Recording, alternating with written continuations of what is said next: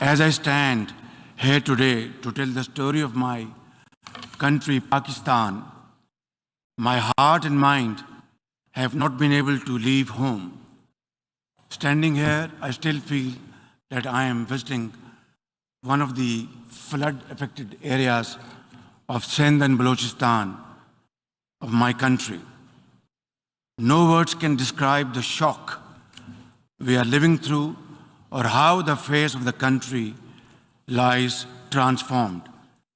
I have come to explain firsthand the scale and magnitude of this climate catastrophe that has pushed 1/3 of my country underwater in a superstorm that no one has seen in one's living memory.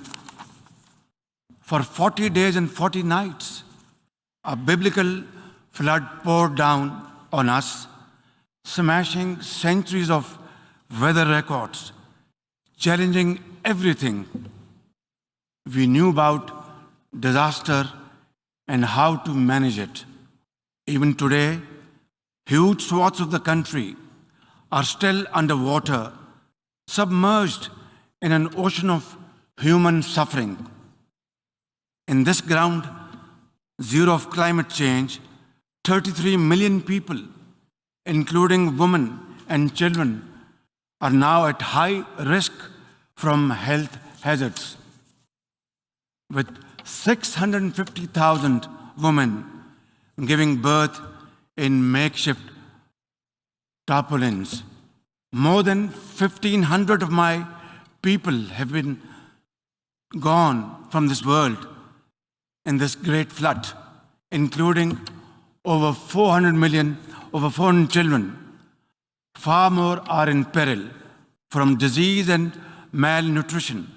As we speak, millions of climate migrants are still looking for dry land to pitch their tents on, with heartbreaking losses to their families, their futures, and their livelihoods gone for long times to come. Early estimates suggest that more than 13,000 kilometers of metal roads have been damaged. Over 370 bridges have been swept away. 1 million homes have been destroyed and another million damaged. More than 1 million farm animals have been killed. 4 million acres of crops have been washed away, stripping the people of their breadbasket and damage of an unimaginable scale. Mr. President, Pakistan has never seen a more stark and devastating example of the impact of global warming. Life in Pakistan has changed forever. I have visited personally and spent time in every corner of my devastated country. People in Pakistan ask, why? Why has this happened to them? When global warming rips apart whole families and an entire country at this ferocious speed, it is time to ask why, and time to ask not what can be done, but what must be done. The undeniable truth is that this calamity has not been triggered by anything we have done. Our glaciers are melting fast, our forests are burning, and our heat waves have crossed 53 degrees Celsius, making us the hottest place on the planet. And now, Mr. President, now we live through an unprecedented monster monsoon. It is literally a monsoon on steroids, as the UN Secretary General described it most befittingly.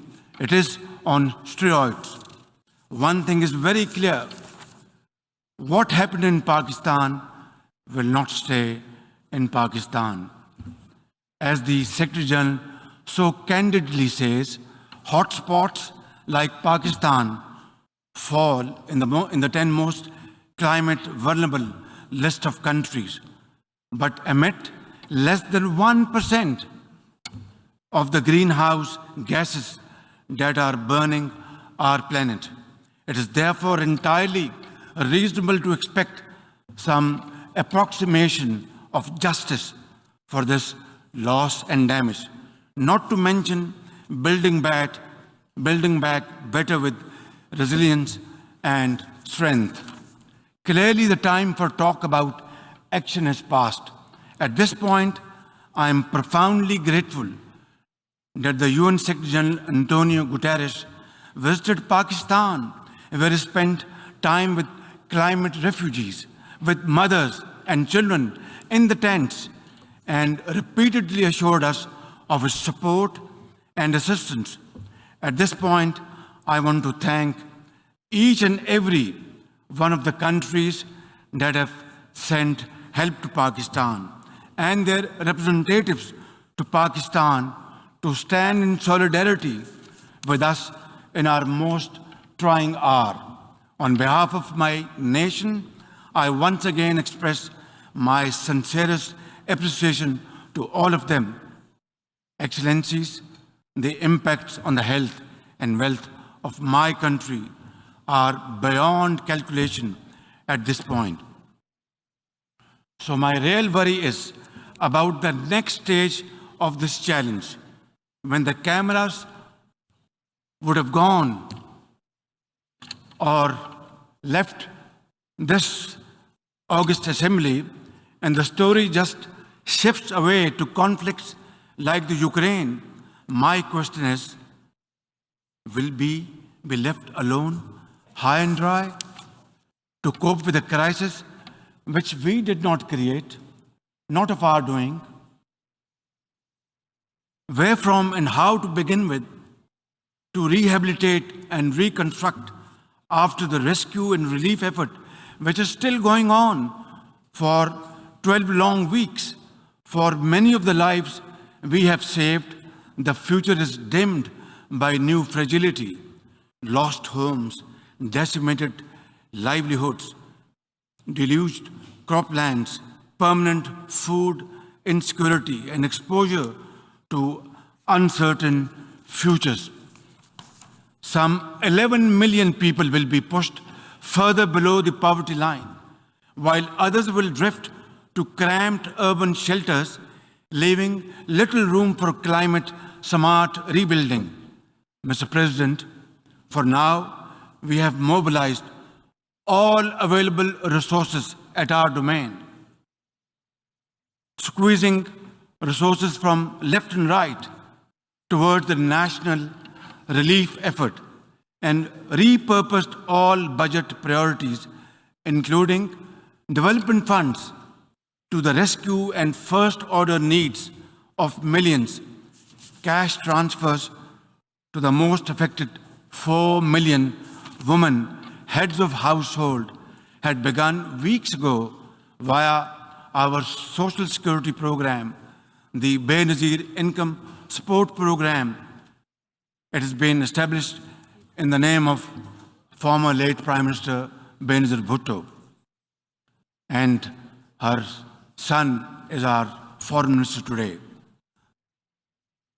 70 billion rupees, or almost $300 million from our own pocket we are spending on this program.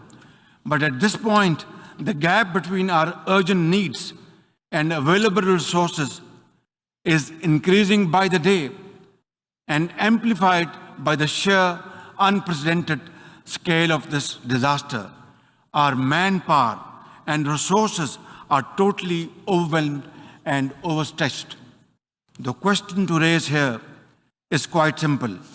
Why are my people paying the price of such high global warming through no fault of ours? We have no contribution in this. Nature has unleashed her fury on Pakistan without looking at our carbon footprint, which is next to nothing.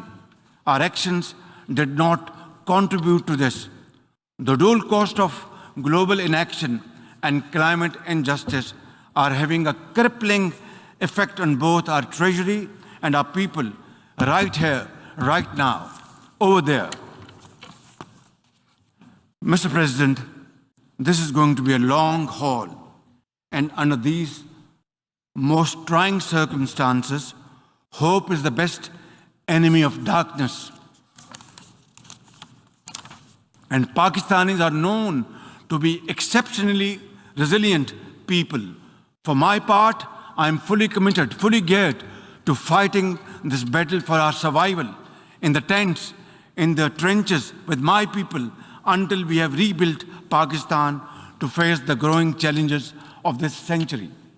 It is high time we took a pause from the preoccupations of the 20th century to return to the challenges of the 21st century. The entire definition of national security has changed today, and unless the leaders of the world come together to act and act now on an agreed common agenda, there will be no earth to fight wars over. Nature will be fighting back, and for that, humanity is no match at all. Mr. President, Pakistan's urgent priority right now is to ensure a rapid economic growth and lift millions out of poverty and hunger. To enable any such policy momentum, Pakistan needs a stable external environment. We look for peace with all our neighbors, including India.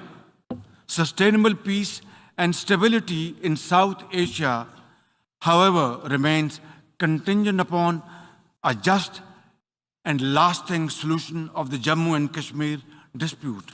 It nurtures all its citizens without regard to gender, ethnicity, and religion. Pakistan is working to encourage respect for the rights of Afghan girls and women to education and work. Yet, at this point, isolating the Afghan interim government could aggravate the suffering of the Afghan people who are already destitute. Constructive engagement and economic support are more likely to secure a positive response. A peaceful, prosperous, and connected Afghanistan in our collective interest. As a neighbor, Pakistan is a vital stake in peace and stability in Afghanistan. We have led the humanitarian efforts to help our Afghan brothers and sisters. We must avoid another civil war, rising terrorism, drug trafficking, or new refugees, which none of Afghanistan's neighbors are in a position to accommodate. Pakistan urges the international community to respond in a positive way to the UN Secretary General's appeal for $4.2 billion in humanitarian and economic assistance to Afghanistan. Release Afghanistan's financial reserves, essential to revive its banking system. Pakistan shares the key concern of the international community regarding the threat posed by the major terrorist groups operating from Afghanistan, especially ISIL-K and Tehreek-e-Taliban Pakistan, as well as Al-Qaeda, ETIM, and IMU. They all need to be dealt with effectively and comprehensively, with the support and cooperation of the interim Afghan authorities. In turn, the international community should address Afghanistan's dire humanitarian needs.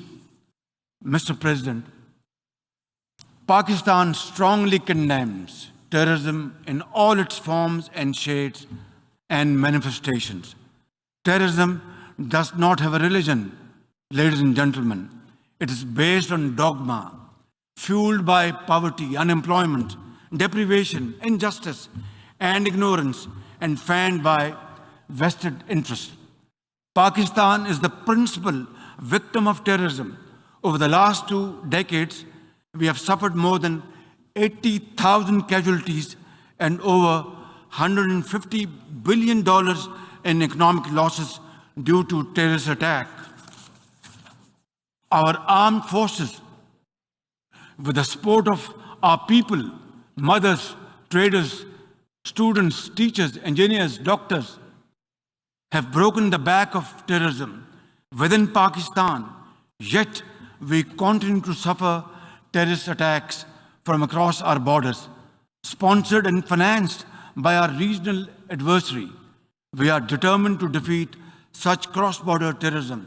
And I must say loud and clear that the amount of sacrifices Pakistan has made to defeat terrorism over the period of time has been unprecedented in the contemporary history of Pakistan.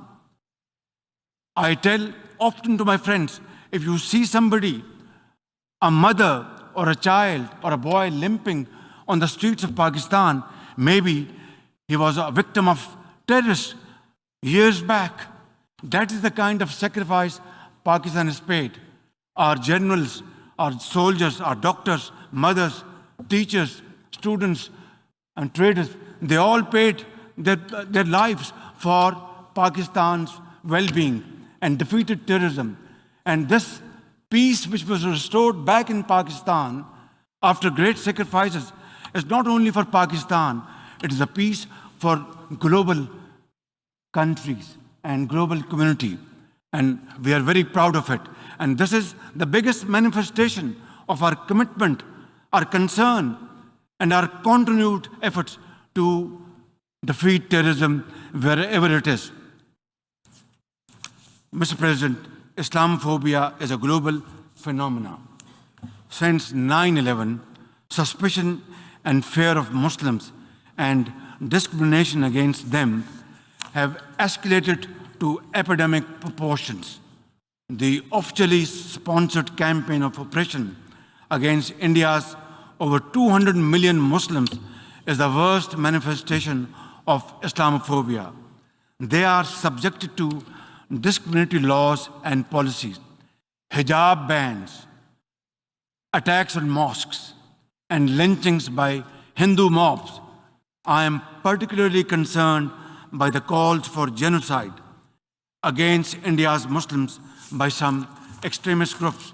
Earlier this year, this assembly adopted a landmark resolution introduced by Pakistan on behalf of the OIC, designating 15th March as the International Day to combat Islamophobia.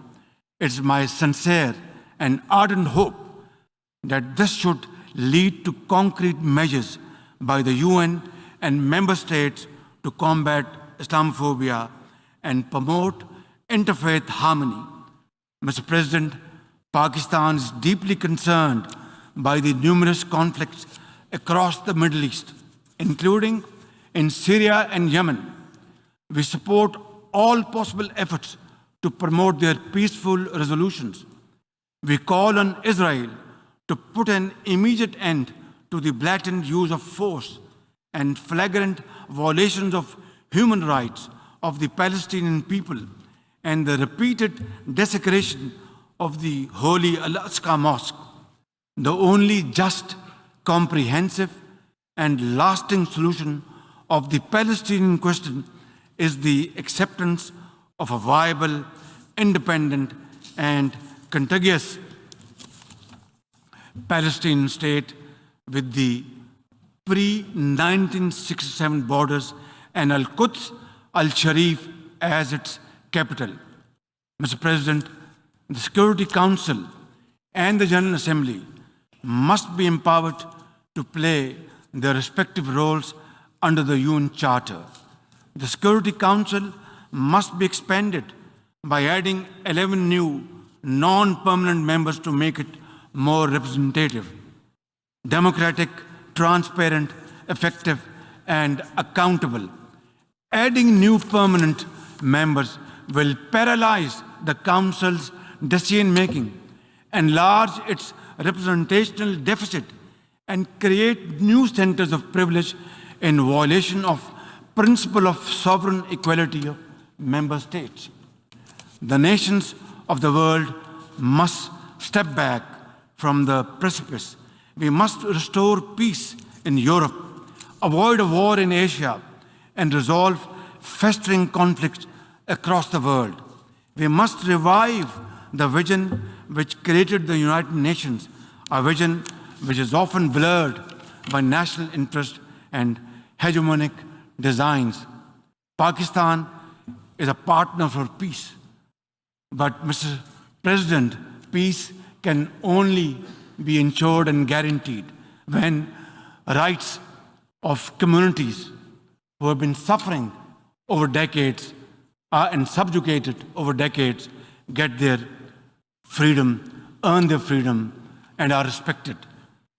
In this behalf, before I conclude, Mr. President, I would once again repeat at the cost of repetition that we want to have peace with India, but long-lasting, enduring peace can only be ensured and guaranteed through a just and fair solution of Kashmir, providing rights to the people of Kashmir under UN Charter, according to Security Council resolutions, the right of self-determination. And I will be most forthcoming to sit down then and talk to our Indian counterparts to pave the way forward for future so that our generations do not suffer, so that we spend our resources on mitigating miseries, on building structures to face these floods and outbursts of clouds. We are developing societies. We don't have unlimited resources. We must deploy our resources for the well-being of the people, for our children, for their promotion, for their empowerment, for their employment, for health, for education, and make Pakistan, and of course other developing societies must find their own place in community of nations through hard work, untiring efforts and sacrifice. That is the only way forward. Therefore, we will work with all those committed to the United Charter's principles to restore the vision which created the United Nations and to equip this organization with the capacity to preserve global peace and promote universal prosperity. I thank you. От имени Ассамблеи хочу поблагодарить премьер-министра Исламской Республики Пакистан за только что сделанное заявление и прошу службу протокола проводить. वज़ीर-ए-आज़म शहबाज शरीफ New York में अक़वाम मुत्तहिदा general assembly के 73वें इजलास से खिताब कर रहे थे। वज़ीर-ए-आज़म ने अपनी तकरीर का आगाज़ सैलाब की तबाहकारियों से किया।